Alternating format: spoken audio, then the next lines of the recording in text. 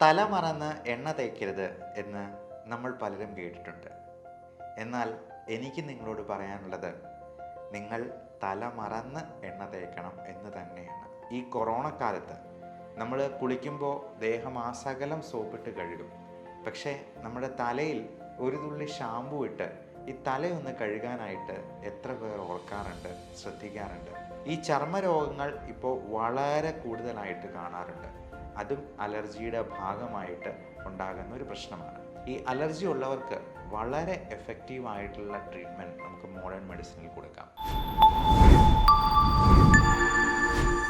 തല മറന്ന് എണ്ണ തേക്കരുത് എന്ന് നമ്മൾ പലരും കേട്ടിട്ടുണ്ട്. എന്നാൽ എനിക്ക് നിങ്ങളോട് പറയാനുള്ളത്, നിങ്ങൾ തല മറന്ന് എണ്ണ തേക്കണം എന്ന് തന്നെയാണ്. നമസ്കാരം, ഞാൻ doctor Bipin Jose, consultant pulmonologist and specialist in paediatric റെസ്പിറോളജി. തല മറന്ന് എണ്ണ തേക്കണം എന്ന് പറയാൻ പ്രധാനപ്പെട്ട കാരണം, ഞാൻ അലർജിയിൽ സ്പെഷ്യലൈസ് ചെയ്യുന്ന ഒരു ഡോക്ടറാണ് എന്നുള്ളത് കൊണ്ട് തന്നെയാണ്. നമുക്ക് പലർക്കും അറിയാവുന്നതുപോലെ തലയിൽ എണ്ണ തേച്ച് കഴിയുമ്പോൾ തല കൂടുതലായിട്ട് വേർക്കാനും ENT റിലേറ്റഡ് ആയിട്ടുള്ള പ്രോബ്ലംസ്, പ്രത്യേകിച്ചും നമ്മുടെ ശ്വാസകോശ നാളികളിൽ കഫം ഉണ്ടാകാനും മൂക്കൊലിപ്പ്, തുമ്മൽ, അലർജി പ്രശ്നങ്ങൾ എല്ലാം കൂടുതലാകാനും നമ്മുടെ കുട്ടികളിൽ ഇത് വളരെ കൂടിയ പ്രശ്നങ്ങൾ ഉണ്ടാക്കാനും സാധ്യത ഏറുകയാണ് എന്ന് മനസ്സിലാക്കുക. എൻ്റെ അടുക്കൽ വരുന്ന അലർജി രോഗികളിൽ പലരിലും ഞാൻ കണ്ടിട്ടുള്ള ഒരു കാര്യമാണ്, തല നിറച്ച് എണ്ണ ഇങ്ങനെ മെഴുകിയിട്ടിരിക്കുകയാണ്. അത് കുറച്ച് നെറ്റിയിലേക്കും ചിലപ്പോൾ കഴുത്തയിലും ഒക്കെ നിൽക്കും. ഈ തല മറന്ന് എണ്ണ തേക്കുക എന്ന് പറയുന്നത് കൊണ്ട് ഞാൻ ഉദ്ദേശിച്ചത്, തല ഒഴിച്ച് ബാക്കിയുള്ള ഭാഗങ്ങളിലെല്ലാം നല്ലപോലെ എണ്ണ പുരളണം എന്നുള്ളത് കൊണ്ട് തന്നെയാണ്.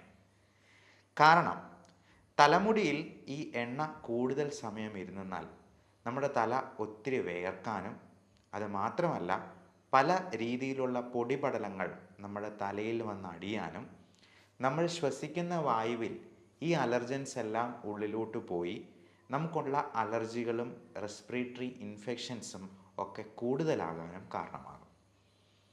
പ്രത്യേകിച്ചും ഈ കൊറോണ കാലത്ത് നമ്മൾ കുളിക്കുമ്പോൾ ദേഹമാസകലം സോപ്പിട്ട് കഴുകും.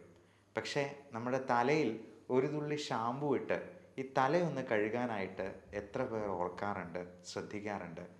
നമ്മൾ വിട്ടുപോകുന്ന മർമ്മപ്രധാനമായ സ്ഥാനമാണ് തലയും തലമുടിയുമൊക്കെ. അപ്പോൾ തലയിൽ എണ്ണ തേക്കുകയാണെങ്കിൽ കുളിക്കുന്നതിന് ഒരു അരമണിക്കൂർ മുൻപ് തേച്ച് പിടിപ്പിച്ചിട്ട് കുളിക്കുന്ന സമയത്ത് ഒരു തുള്ളി ഷാമ്പു ഇട്ട് അത് കഴുകിക്കളയുകയും കൂടെ ചെയ്യുക.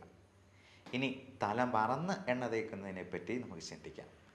തല മറന്ന് എണ്ണ തേക്കുമ്പോൾ തലയൊഴിച്ച് ബാക്കി എല്ലാ ഭാഗത്തും നമ്മൾ ഓയിലിൻ്റെ ഒരു നേർത്ത പാളി, ഒരു ചെറിയ കോട്ടിങ് നമ്മൾ കൊടുക്കുകയാണ് ചെയ്യുന്നത്.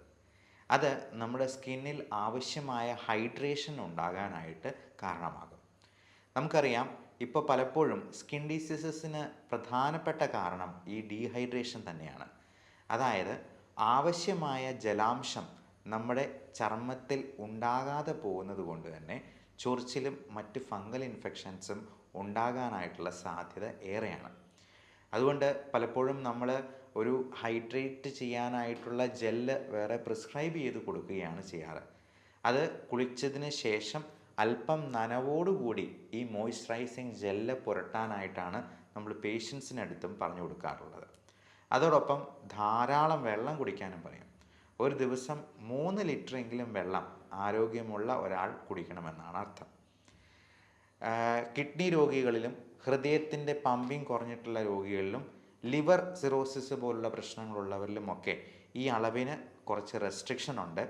1.5 ലിറ്റർ അല്ലെങ്കിൽ 2 ലിറ്റർ എന്നൊക്കെ നിങ്ങളുടെ ഡോക്ടർ റെസ്ട്രിക്ഷൻ വെച്ചേക്കാം. കാരണം നമ്മൾ അതിൽ കൂടുതൽ വെള്ളം ഒരുമിച്ച് കുടിക്കുക മറ്റോ ചെയ്തെന്നാൽ നമ്മുടെ ശരീരത്തിൽ എല്ലായിടത്തും നീർക്കെട്ടുണ്ടാകാനും അതിൽ ഏറിയ പങ്കും നമ്മുടെ ശ്വാസകോശത്തിൽ അടിയാനും ഒക്കെ സാധ്യതയുണ്ട്. പൾമണറി എഡിമ എന്നാണ് നമ്മൾ പൾമണോളജിസ്റ്റ് അതിനെ വിശേഷിപ്പിക്കുക. അപ്പോൾ നമ്മൾ തല മറന്ന് എണ്ണ തേക്കുന്നത് വഴി ഈ അധിക വെള്ളം കുടിക്കാതെ തന്നെ നമ്മുടെ ചർമ്മം മോയ്സ്ചറൈസ് ചെയ്യാനായിട്ട് നമുക്ക് സാധിച്ചേക്കും. ഈ ചർമ്മരോഗങ്ങൾ ഇപ്പോൾ വളരെ കൂടുതലായിട്ട് കാണാറുണ്ട്. അതും അലർജിയുടെ ഭാഗമായിട്ട് ഉണ്ടാകുന്ന ഒരു പ്രശ്നമാണ്. ഈ അലർജി തന്നെ നമ്മുടെ ശ്വാസനാളികളെ ബാധിക്കാം. മൂക്കടപ്പ്, തുമ്മൽ, കണ്ണ് ചൊറിച്ചൽ പോലുള്ള പ്രശ്നങ്ങളായിട്ട് വരാം. കണ്ണിൽ ചൊറിച്ചിലുണ്ടാകുമ്പോൾ നമ്മൾ അതിനെ അലർജിക് കൺജങ്ക്റ്റിവൈറ്റിസ് എന്ന് വിളിക്കും. മൂക്കിൽ പ്രശ്നം ഉണ്ടാക്കുന്നതിനെ അലർജിക് റൈനൈറ്റിസ് എന്ന് പറയും. ഈ അലർജി ശ്വാസകോശത്തെ ബാധിക്കുമ്പോഴാണ് നമ്മൾ അതിനെ ബ്രോങ്കിയൽ ആസ്മ എന്ന് വിശേഷിപ്പിക്കുക. അപ്പോൾ ഇത് സ്കിന്നിൽ അലർജി ഉണ്ടാക്കാതിരിക്കാൻ വേണ്ടിയാണ് നമ്മൾ ആവശ്യമായ ഹൈഡ്രേഷന് ഉപകരിക്കുന്ന രീതിയിൽ തലമറന്ന് എണ്ണ തേക്കാനായിട്ട് പറഞ്ഞു കൊടുക്കാറുള്ളത്. അപ്പോൾ എല്ലാവരും ഈ പ്രധാനപ്പെട്ട വിവരം മറ്റുള്ളവരിലേക്ക് ഷെയർ ചെയ്ത് എത്തിക്കാനായിട്ട് ശ്രമിക്കുക. ഇങ്ങനെയുള്ള അലർജി എന്തെങ്കിലും ഉണ്ടെങ്കിൽ നിങ്ങൾക്ക് ഇതിനെപ്പറ്റിയുള്ള സംശയങ്ങൾ ഇവിടെ കാണുന്ന വാട്സപ്പ് നമ്പറിൽ ബന്ധപ്പെട്ട് സംശയ നിവാരണം നടത്താവുന്നതാണ്. ഓൺലൈൻ കൺസൾട്ടേഷനും അവൈലബിൾ ആണ്. ലോകത്തെല്ലായിടത്തും മോഡേൺ മെഡിസിനിൽ ഒരേ മരുന്നുകൾ തന്നെയാണ് കൊടുക്കുക. അപ്പോൾ അങ്ങനെയുള്ള മരുന്നുകൾ ആവശ്യമുണ്ടെങ്കിൽ നിങ്ങൾക്ക് അത് നിങ്ങളുടെ സമീപത്ത് നിന്ന് തന്നെ അവൈലബിൾ ആക്കാവുന്നതുമാണ്. ഈ അലർജി ഉള്ളവർക്ക് വളരെ എഫക്റ്റീവായിട്ടുള്ള ട്രീറ്റ്മെൻറ്റ് നമുക്ക് മോഡേൺ മെഡിസിനിൽ കൊടുക്കാം. അലർജി ഉള്ളവർക്ക് അത് പൂർണ്ണമായിട്ടും മാറ്റാവുന്ന രീതിയിലുള്ള ഇമ്മ്യൂണോ തെറാപ്പി പോലുള്ള മൊഡാലിറ്റീസും നമുക്കിന്ന് അവൈലബിൾ ആണ്. അലർജിക്ക് കൃത്യമായിട്ടുള്ള ടെസ്റ്റുകൾ വഴി അതിനെ കണ്ടെത്തി അതിന് സ്കിൻ പ്രിക്ക് ടെസ്റ്റാണ് മോഡേൺ മെഡിസിനിൽ നമ്മൾ കൂടുതലും അഡ്വൈസ് ചെയ്യുക. നമുക്ക് പത്രത്തിലൊക്കെ വലിയ പരസ്യം കൊടുത്തിട്ടുള്ള പല ടെസ്റ്റുകളുടെയും ശാസ്ത്രീയമായ അടിത്തറ ഇനിയും പരിശോധിക്കേണ്ടതായിട്ടുണ്ട്. അതിന് കൃത്യമായ ടെസ്റ്റുകൾ ഇപ്പോഴും റിസൾട്ട്സ് അവൈലബിൾ ആയിട്ടില്ല. അതുകൊണ്ട് കൃത്യമായിട്ടുള്ള പരിശോധനകളും ബ്ലഡ് ടെസ്റ്റും ഇമ്മ്യൂണോഗ്ലോബുലിൻസിൻ്റെ അളവും ചെക്ക് ചെയ്ത് അലർജിയെ കൃത്യമായി കണ്ടെത്തിയെന്നാൽ നമുക്ക് ഇത് പൂർണ്ണമായിട്ടും മാറ്റാവുന്ന രീതിയിലോ അല്ലെങ്കിൽ 95% കൺട്രോൾ ചെയ്യാവുന്ന രീതിയിലോ നമുക്ക് ഇതിന് മരുന്നുകൾ കൊടുത്ത് ആവശ്യമായിട്ടുള്ള കരുതലുകൾ എടുത്തുകൊണ്ട് തന്നെ നമുക്ക് ചെയ്യാവുന്നതാണ്. ഇതിനൊക്കെ മുൻപായിട്ട് നമുക്ക് ചെയ്യേണ്ട കാര്യം അലർജി ഉണ്ടാക്കുന്ന അലർജൻസ് എന്തൊക്കെയെന്ന് കണ്ടെത്തി അത് പൂർണ്ണമായിട്ടും മാറ്റിയെടുക്കുക, നമ്മുടെ വീട്ടിൽ നിന്നും അതിനെ ഒഴിവാക്കുക എന്നുള്ളത് തന്നെയാണ്.